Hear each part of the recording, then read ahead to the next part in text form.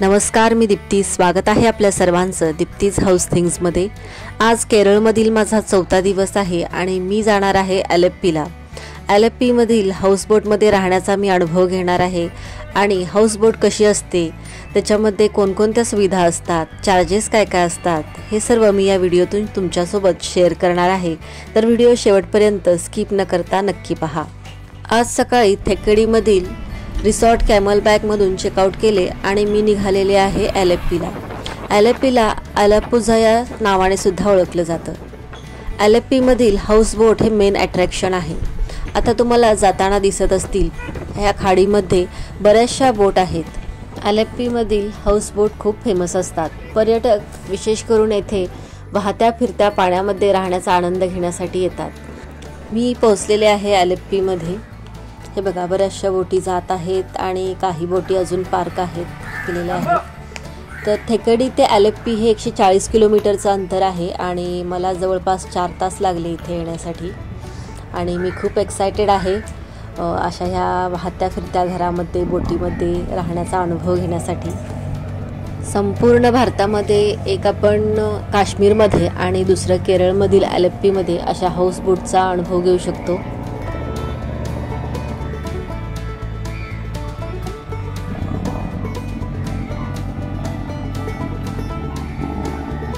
ही आहे आमची हाऊसबोट. म्हणजे आता आम्ही आज ह्या हाऊसबोटमध्ये स्टे करणार आहोत.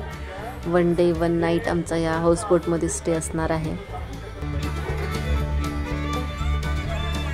ह्या हाऊसबोटमध्ये दुपारी 1 वाजता चेक इन केलं आम्ही आणि आता दुसऱ्या दिवशी सकाळी 9:30च्या सुमारास आम्ही चेकआउट करणार आहोत.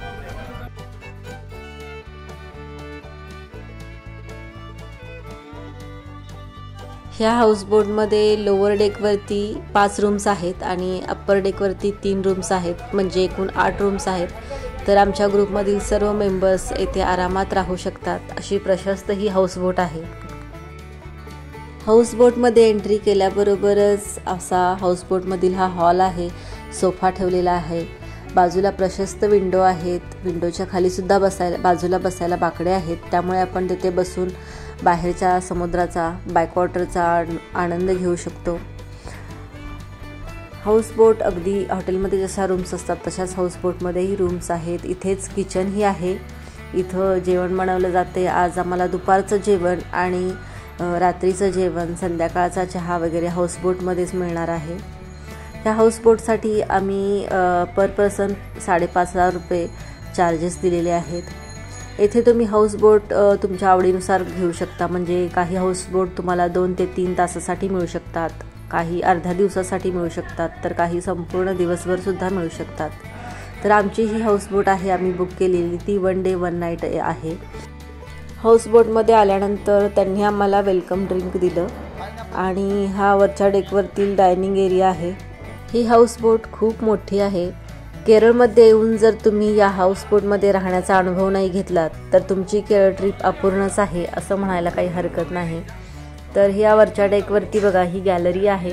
इथून आपण बाहेरचा व्ह्यू बघू शकतो.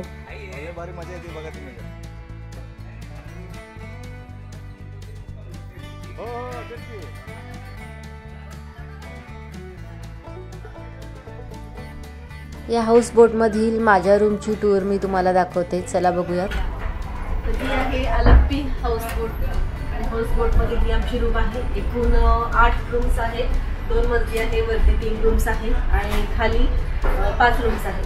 तर सगळ्या हॉटेलमध्ये जशी रूममध्ये सुविधा असते तशीच आपल्याला ह्या हाऊसबोटमध्ये सुद्धा सुविधा आहे. बेड आहे, इकडे टॉयलेट बाथरूम अटॅच आहे, वॉश बेसिन आहे. समुद्र किनारा म्हटल्यानंतर गरमी खूप असते, तर आपल्याला इकडे फॅन आहे, इकडे AC आहे. आणि तुम्हाला ही विंडो ओपन करून दाखवते. आता ही हाऊसबोट थांबलेली आहे. थोड्या वेळाने तर आपल्याला इथे समुद्राचा व्ह्यू बघता येईल. या हाऊसबोटवरील माझी रूम लोअर डेकवरती असल्यामुळे मला खूप जवळून पाणी बघता येणार आहे आणि खरोखरच पाण्यामध्ये राहिलेल्याचा फील घेता येणार आहे. आता बघा, बोट पण सुरू झालेली आहे आणि खूप छान वाटतंय असं शांतपणे आपल्या रूममध्ये बसून बाहेरून हा बॅकवॉटरचा, निसर्गाचा आनंद घेणं. केरळमधील असे हे स्वच्छ सुंदर समुद्रकिनारे, हे बॅकवॉटर्स आणि मुन्नारमधील हिरवेगार डोंगर, थंड हवा आणि सतत वाहणारे धबधबे म्हणजे केरळला लाभलेलं हे निसर्गाचं वरदानच म्हणता येईल.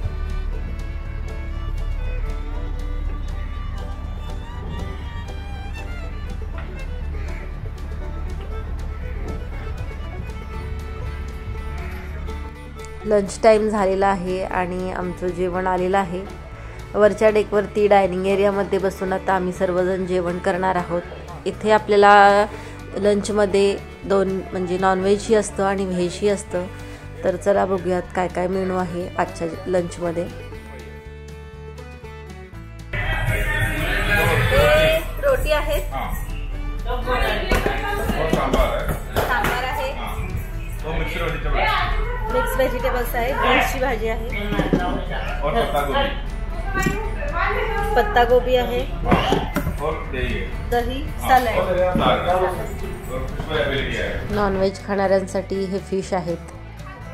आत्ताच माझं जेवण झालेलं आहे आणि मी वरच्या डेकवरती डायनिंग एरियामध्ये बसून बाहेरचा पाण्याचा आनंद घेत आहे, बाहेरचा नजारा बघत आहे. हाऊसबोटमध्ये तुम्ही कुठंही थांबा आणि बाहेर बघा, तुम्हाला सगळीकडे पाणीच पाणी दिसेल. तर खूप छान शांत अगदी रिलॅक्स वाटते, कारण वाहनांचा गर्दीचा गोंगाट वगैरे असा काहीच ऐकू येत नाही. जिथे बघेल तिकडं पाणी आणि पाण्याचा हा लाटांचा शांत मंद असा आवाज कानावरती ऐकू येतोय. तर खूप आरामदायी वाटते. आता संध्याकाळचे 5 वाजलेले आहेत आणि आमची जी हाऊसबोट आहे ती एका ठिकाणी आणून पार्क केलेली आहे, लावलेली आहे. 5 नंतर हाऊसबोट ह्या म्हणजे फिरवत नाहीत पाण्यामध्ये, कारण जे आजूबाजूला हे लोकल लोक राहतात ते पाण्यामध्ये मासेमारी करतात. 5 नंतर ते मासे पकडण्यासाठी जाळे लावलेले असतात, त्यामुळे हाऊसबोट चालवत नाहीत पाण्यामध्ये. तर इथं एक मच्छी मार्केट आहे आणि तुम्ही इथे पार्क केल्यानंतर आपली हाऊसबोट तुम्ही येथील मार्केटमध्येही फिरून येऊ शकता, आजूबाजूचा परिसर पाहू शकता. हे समोर दिसणारं मच्छी मार्केट आहे येथील.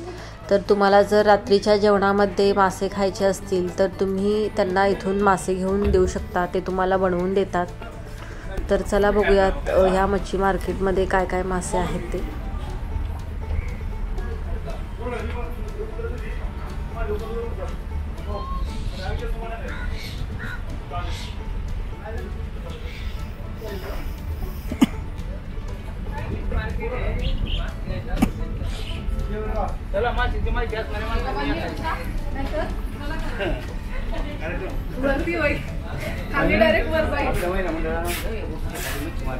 त्याच्यामध्ये खेकडे आहेत, त्यांचे नांगी बांधलेले आहेत बघा.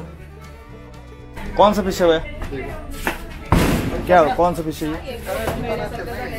हाँ, ये कौन सा फिश है? स्नैपराइटर. क्या प्राइस है इसका? 1000 रुपये kg, 1800 रुपये.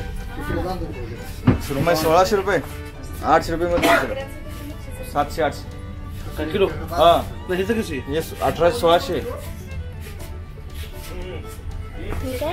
हे आपली चिलापी. ये कौन सी प्रीमियम मिलता है? ये कौन सा है? ये कौन सा है? हाँ, फिश.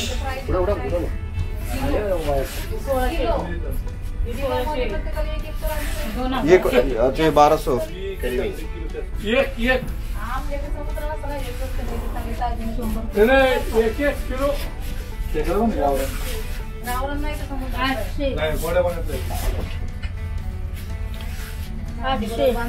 चिलापी काय रेट सांगितले? सगळं वर लिहिलेलं बघा, रेट वर लिहिलेलं सगळे. हे काय? ये किंगफिश 1800 रुपये, 1600 रुपये. आपल्या इथून मी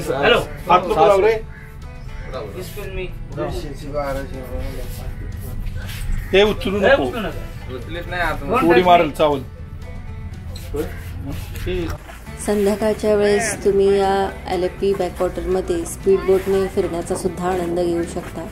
त्यासाठी तुम्हाला वेगळे पैसे द्यावे लागतात. तर पर पर्सन 300 रुपये या स्पीड बोटने फिरण्याचे चार्जेस आहेत. आमच्या काही ग्रुपमधील मेंबर्सनी या बोटीचा सुद्धा आनंद घेतला.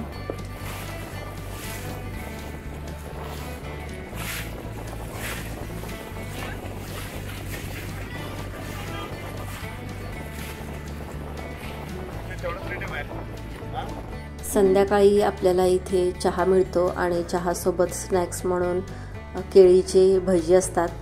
ते भजी काय एवढे मला आवडले नाहीत, कारण ते भजी गोडसर लागतात. कारण आपल्याला तिखट भजी खाऊन सवय असते आणि अशी गोडसर भजी म्हणजे काहीतरी टेस्ट वेगळीच लागते.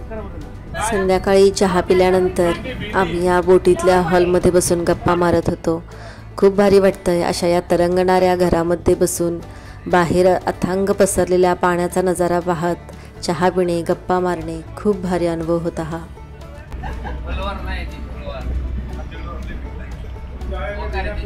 रात्रीच्या वेळी जेवणापूर्वी हाऊसबोटमध्ये आम्ही खूप एन्जॉय केला.